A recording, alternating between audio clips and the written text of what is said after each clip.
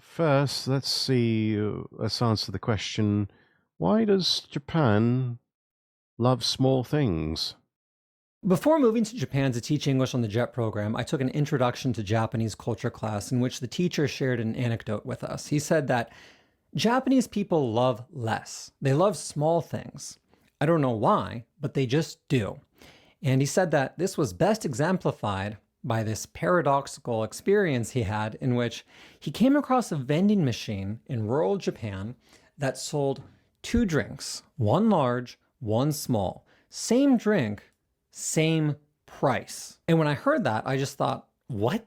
There's no way that's true, because who in their right mind would pay the same for less? But Yeah, and I mean, anywhere else in the world, people would demand a lower price for the smaller drink. And yet, no, I can confirm variety of different sized drinks in the vending machines, but they tended to be roughly the same price. when I came to Japan, I witnessed this firsthand. I'd go to my supermarket and see people buying packs of one ringi mushroom when packs of two were just as cheap. An ex-girlfriend Why Japan loves small things? Because they're flipping small. I mean, it is a land of mostly 5 foot tall people. of mine purposely chose to live in a small apartment when there were others in the area that were in the same price point but significantly larger. I said, why don't you move into one of these larger places? Wouldn't that be more comfortable? And her response was just, いや、別にいらないから. And I simply couldn't understand this. I kept going back to why Yeah, Westerners, they don't understand that. It's because you don't need it. It's like, well, yeah, maybe you don't need it now, but later. And it's like, or our response would be like, it doesn't matter if you don't need it. It's more space. It's more for your money. You need to get the maximum amount of value for your money. I mean, that fits the idea of paying the same for a clothing item that's larger or smaller. Okay, now that's an interesting point. Yes, and that's true. We tend to think that there's a we tend to think that small to XL or 2XL then should be the same price when it comes to clothing, and yet we don't apply that same thinking to real estate or the contents of food and drink. Let me go hide my deep freezer real quick. Sounds like somebody's got Costco and Sam's Club memberships. That's all right, I do too. I love Costco. pay the same for less?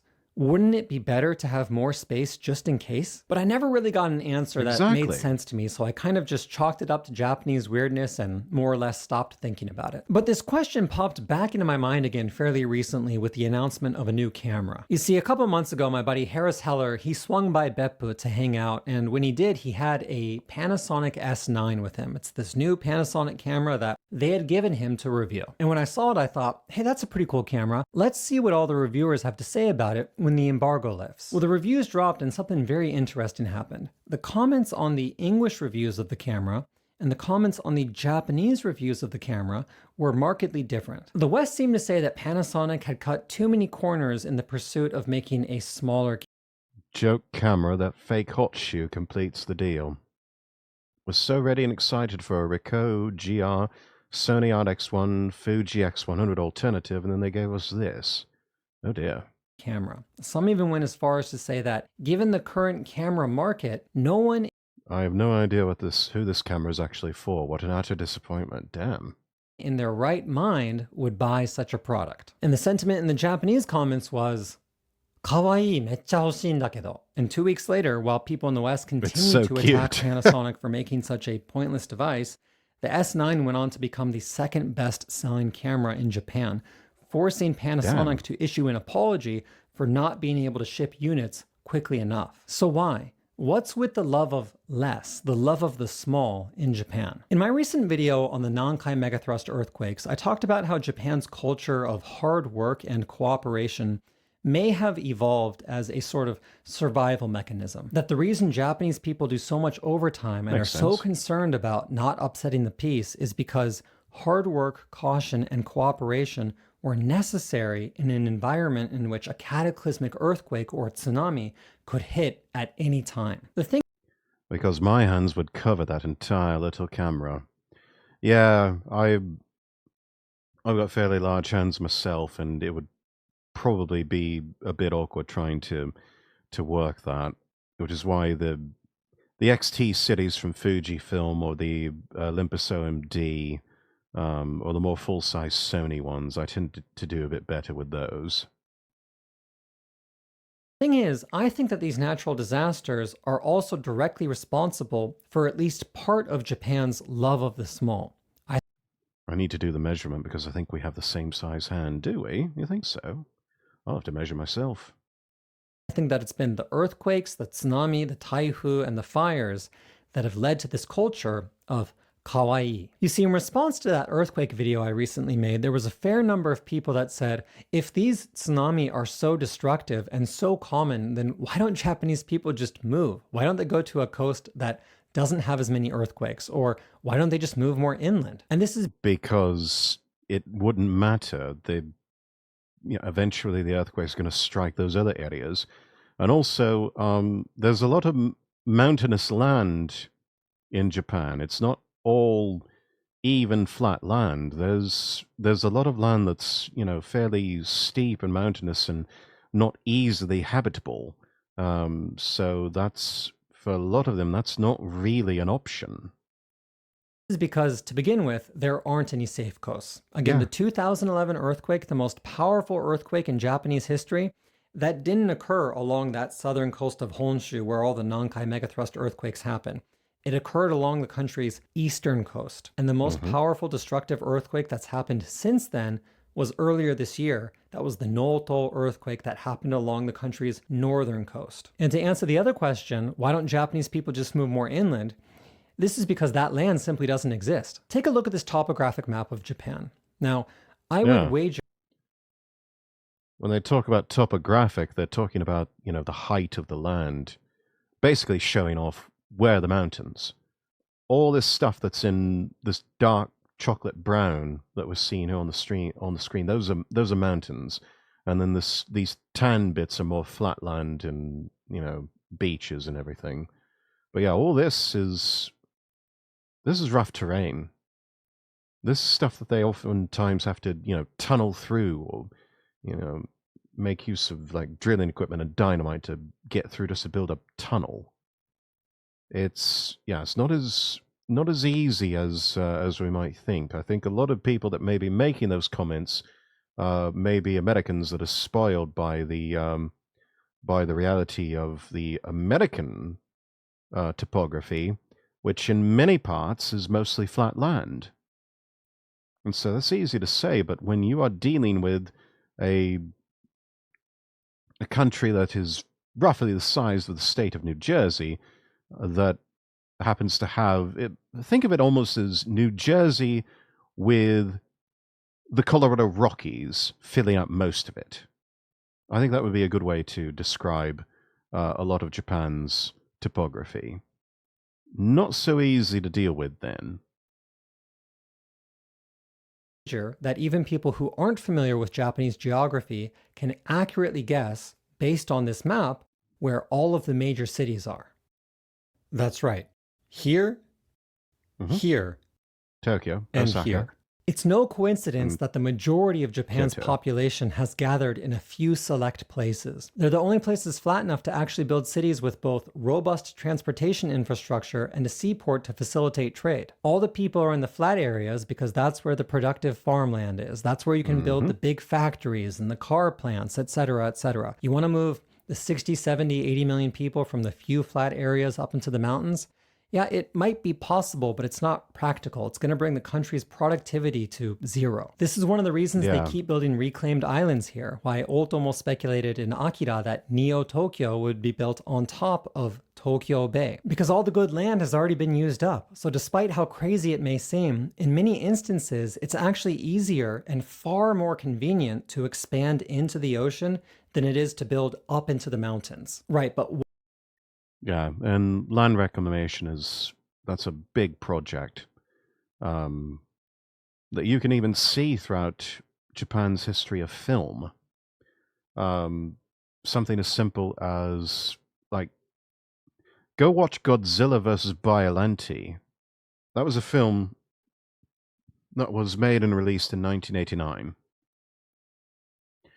And there is a scene that was shot over what it was described in subtitles as the site of the future Kansai Airport expansion.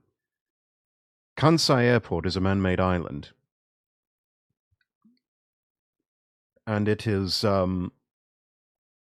made of reclaimed land. But back then, it was still a waterfront construction site, and so that's where some scenes were shot. Now, this was still a concept; it was not actually an airport that was open to the public yet. Odaiba is quite similar in Tokyo. Odaiba's actually started out as a much smaller island, a decommissioned military installation, and then that was expanded upon, and they did a land reclamation project, and then they started building, and it's almost a city unto itself. You know, it's got the headquarters for a major television network and television station there, TV Tokyo. It's got office spaces. I think short train ride and you're over near the Tokyo Big Sight Convention Center, one of the largest convention centers in the city and also in the world. You know, you've got housing, you've got hotels and resorts on Odaiba, and it's really quite fascinating to be there, and to think that at one point it was all just, you know, that it was just the ocean. There was nothing there before except water. So absolutely incredible what they have done. And yeah, I think the future expansion for any sort of Neo Tokyo and Neo Osaka is probably going to have to be outward through land reclamation.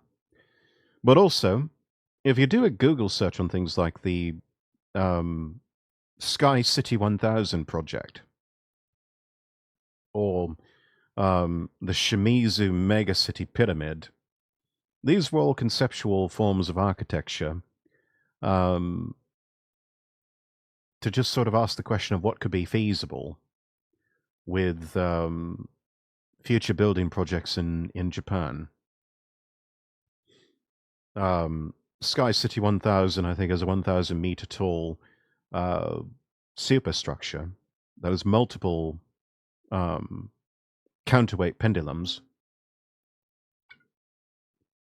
very similar to what they put in Taipei 101 to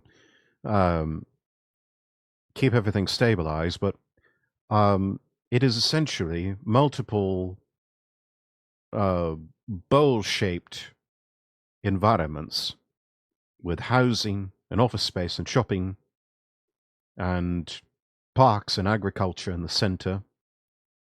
Everything connected by monorails and public transports and inclinator type elevators up through the different levels.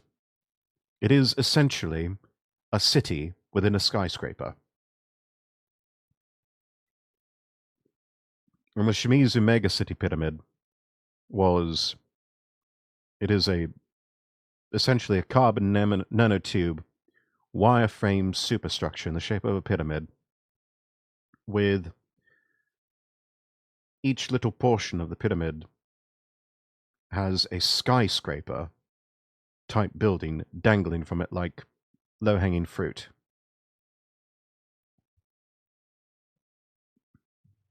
The megacity pyramid is still very much a conceptual form of architecture, where the technology has not quite caught up to where it could be feasible. Sky City 1000, on the other hand, I believe by today's technology is feasible. There have been small-scale versions of it that have been executed within the Tokyo metropolitan area. A great example of that is Roppongi Hills. I remember when they were first building Roppongi Hills back in the 2000s. It is one large skyscraper, a couple of other residential high-rises, and other office space and shopping and, community space on the base level, connecting it all together.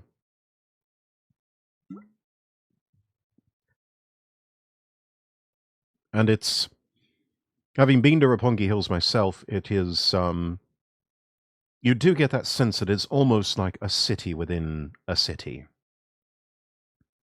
And this was all built on land that was bought up piece by piece from the locals who were living there. It used to be just old-style housing, very traditional forms of Japanese housing. I wouldn't go so far as to describe it as a post-war shanty town, but it was a lot of very narrow streets, a lot of hastily built housing from the post-war era. They had fires that would break out in that neighborhood, and the fire trucks couldn't get in through the alleyways because they're too narrow. And so the entire place was posing a danger to residents and to the city as a whole.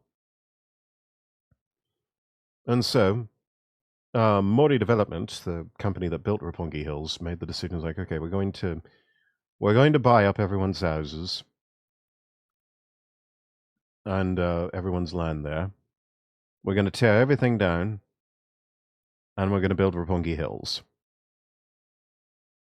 Now, there was already NIMBYs and other types that were screaming about gentrification and whatnot. And make no mistake, that was a gentrification project. But they did it right in the sense that they offered subsidized housing to the original residents. They said, you can move back here if you like, and you can rent out units from us or even buy unit. Well, I don't know if they made the offer for buy, but I know that people that were renting there, if I remember right, they said, whatever you were paying before in rent, you can still pay that here. So they weren't kicking anyone out. They were just saying, well, they were temporarily, but they said you can come back and whatever you were paying in rent before, you can pay that again. So I think that satisfied a lot of people.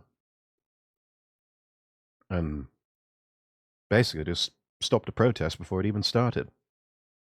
What does this have to do with Japan's love of the small? Everything.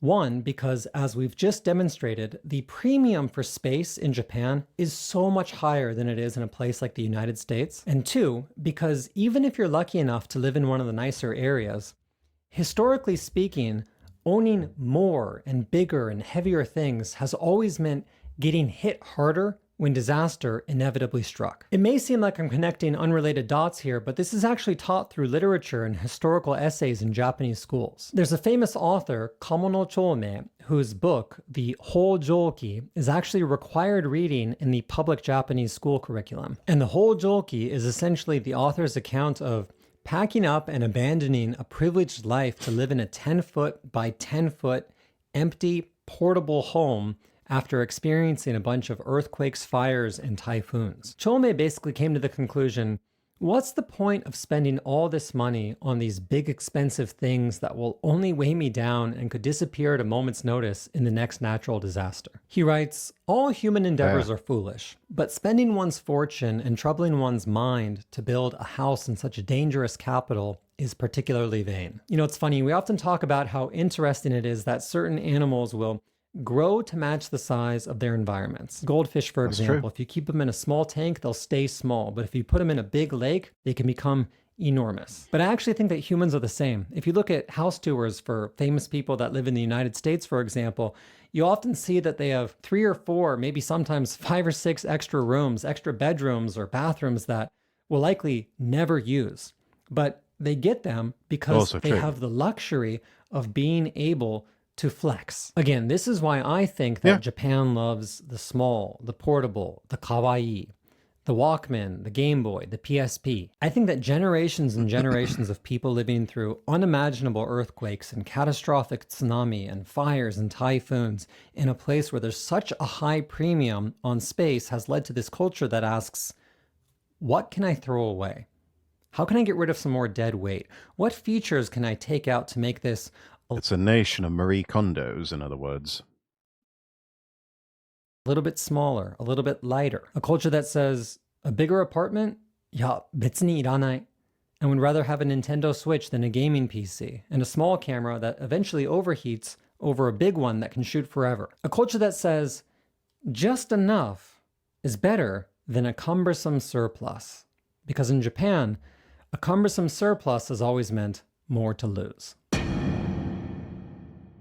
More to lose. Interesting perspective.